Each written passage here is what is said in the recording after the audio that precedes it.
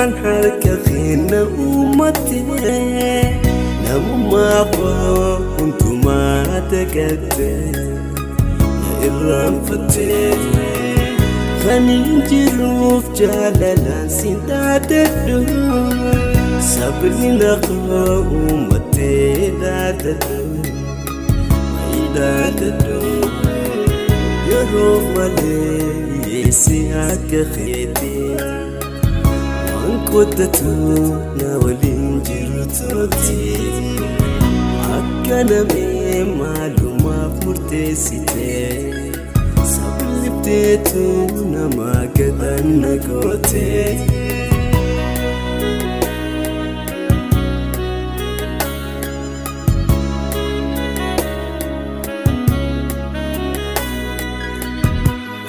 Iftiruun tosi saflatee dagaduun yomsirraa haftee kan gammachuun warra nagantee.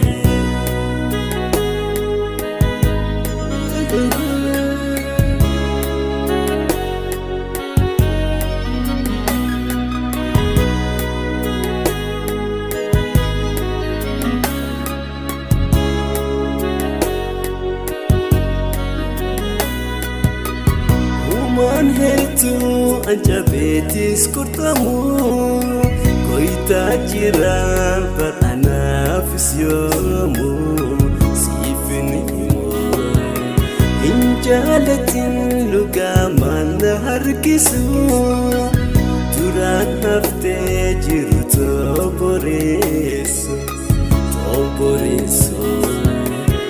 yaa bushoytu to jiruun busheessini akka dhabdee anallee nan dhorkini ooluun beeytu ati arraaf jiraata hin gubanneef ibiddaan taphata.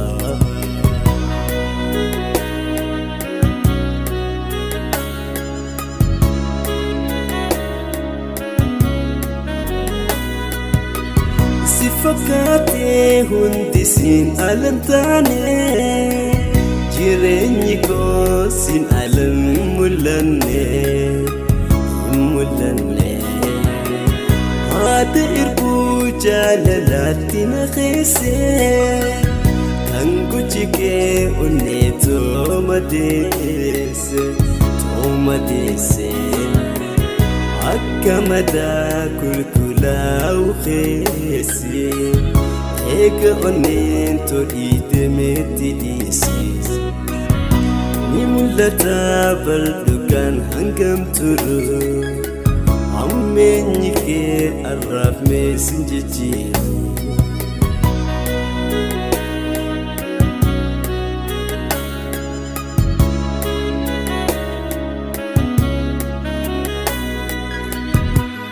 Iftiruun tosi saflatee dagaduun yomsirraa haftee kan gammachuun warra nagantee.